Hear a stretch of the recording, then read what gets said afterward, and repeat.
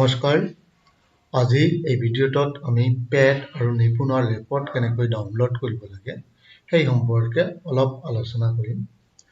পেট আৰু নিপুণ report download সম্পৰ্কে বিভিন্ন জনৰ বিভিন্ন কমেন্ট যে বহুতে পেট ৰিপৰ্ট ডাউনলোড কৰিব পাৰিছে কিন্তু নিপুণ ৰিপৰ্ট ডাউনলোড কৰিব পৰা নাই, বহুতে নিপুণ ৰিপৰ্ট ডাউনলোড কৰিব পাৰিছে, পেট ৰিপৰ্ট ডাউনলোড কৰিব পৰা নাই।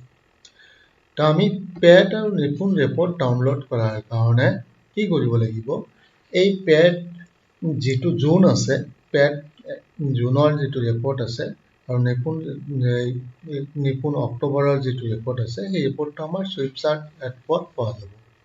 অৰ্থাৎ সুইপচাৰ্ট এপটো আমাৰ প্লে ষ্টৰৰ পৰা ডাউনলোড কৰিব লাগিব। প্লে ষ্টৰৰ পৰা যেতিয়া আমি সুইপচাৰ্ট এপটো ডাউনলোড কৰিম, তাৰপিছত অপেন কৰিব। অপেন কৰাৰ পিছত আমাৰ এনেকুৱা এটা অপশ্যন আহিব যে চইচ লেংগুৱেজ চইচ কৰাৰ অপশ্যন দিব। লেংগুৱেজ আমি বাই ডিফল্ট ইংলিছ চইচ কৰিলোঁ। কৰাৰ পিছত কণ্টিনিউ কৰিব লাগিব। কণ্টিনিউ কৰাৰ পিছত আমাৰ আহিব মোবাইল নম্বৰ এন্ট্ৰি। আমি যেতিয়া মোবাইল নম্বৰ এন্ট্ৰি কৰিম, মোবাইল নম্বৰ এন্ট্ৰি কৰাৰ পিছত কি হ'ব যে OTP আহিব মোবাইলত। OTP যোৱাৰ পিছত OTPটো আমি কনফাৰ্ম কৰিম। কনফাৰ্ম কৰাৰ পিছত এনেকুৱা এখন পেজ খুলি আহিব। এনেকুৱা পেজত যদি লাইভ ৰিপৰ্ট অলৰেডি থাকে তেতিয়াহ'লে স্কান কৰাৰ প্ৰয়োজন নাই, আৰু যদি লাইভ ৰিপৰ্ট নাথাকে তেতিয়াহ'লে QR কোডত স্কান কৰিব লাগিব। QR কোডত স্কান কৰাৰ লগে লগে লাইভ ৰিপৰ্ট আছাম বুলি আহি যাব। যদি কোনোবাই আগতে ব্যৱহাৰ কৰিছে, ধৰক কি কৰিছে, লগইন কৰিছে, লগইন মোবাইলেদি OTP দি লগইন কৰিছে, লগইন কৰাৰ পিছত লাইভ ৰিপৰ্ট আহিছে, লাইভ ৰিপৰ্ট অহাৰ পিছত এনেকুৱা অৱস্থাত আছে, তেতিয়াহ'লে তেওঁ এই 4 ডট যিটো অপশ্যন আছে, 4 ডট অপশ্যনটোত যাব লাগিব।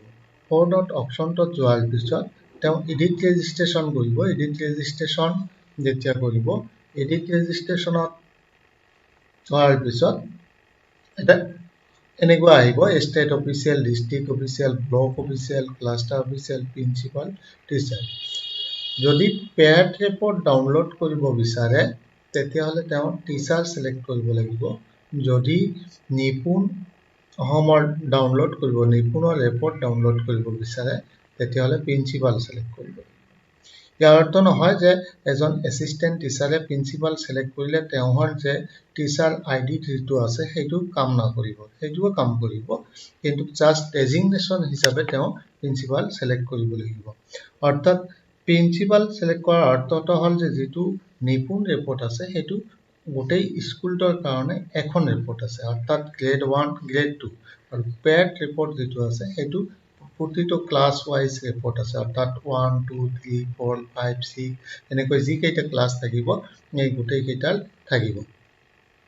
তো আমি প্ৰথমে যদি টিচাৰ চিলেক্ট কৰা হয় যে পেট ৰিপৰ্টৰ কাৰণে, তেতিয়া এনেকৈ আহিব যে স্কুল কোড এন্ট্ৰি কৰিব লাগিব। অৰ্থাৎ ইউডাইচ কোড যিটো আছে, ইউডাইচ কোডটো এন্ট্ৰি কৰিব।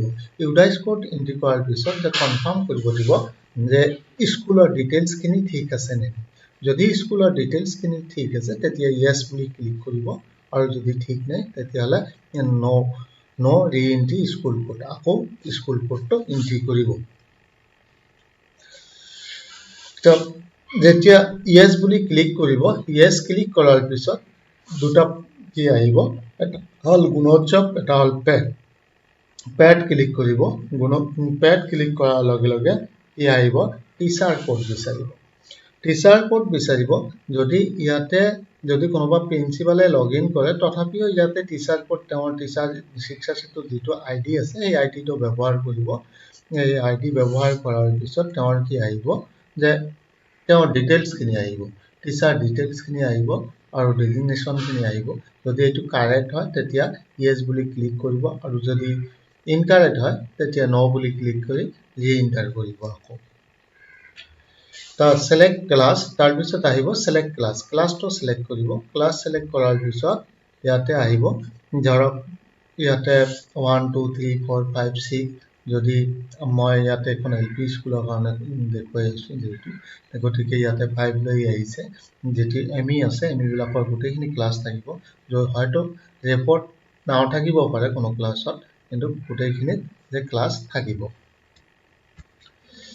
যেতিয়া ক্লাছ সিলেক্ট কৰিব তেতিয়া তেওঁ ডাউনলোড হৈ আহিব এই ডাউনলোড আইকনটোত ক্লিক কৰাৰ পিছত এটা পিডিএফ ফাইল পাব এইটো পুৰা ক্লাছ ওয়াইজ পিডিএফ ফাইলটো পাই যাব তো নেক্সট ক্লাছ কৰাৰ কাৰণে আকৌ PAT সিলেক্ট কৰিব লাগিব PAT সিলেক্ট কৰাৰ পিছত ক্লাছ সিলেক্ট কৰিলে অটোমেটিক পাই যাব এতিয়া আহিল যে এই টিচাৰজনে নিপুণ ৰিপৰ্টটো ডাউনলোড কৰিব বিচাৰে যদি এই টিচাৰজনে নিপুণ ৰিপৰ্টটো ডাউনলোড কৰিব বিচাৰে তেতিয়া আকৌ 3 ডটত ক্লিক কৰিব লাগিব 3 ডটত ক্লিক কৰাৰ পিছত 4 ডটত ক্লিক কৰিব লাগিব 4 ডটত ক্লিক কৰাৰ পিছত তাতে প্ৰিন্সিপাল অপচন সিলেক্ট কৰিব লাগিব প্ৰিন্সিপাল অপচন যেতিয়া সিলেক্ট কৰিব তেতিয়া কি হ'ব যে তেওঁ নিপুণ ৰিপৰ্ট পাব নিপুণ ৰিপৰ্ট ডাউনলোড কৰিব পাৰিব অৰ্থাৎ টিচাৰ যেটো কোড আছে তেওঁ টিচাৰ কোডটো সেম থাকিব এইটো টিচাৰ এজন ইয়াৰ অৰ্থ এইটো নহয় যে এজন টিচাৰে প্ৰিন্সিপাল অপচনটো সিলেক্ট কৰিব নোৱাৰে যে কেৱল প্ৰিন্সিপালে সিলেক্ট কৰিব লাগিব সেইটো নহয়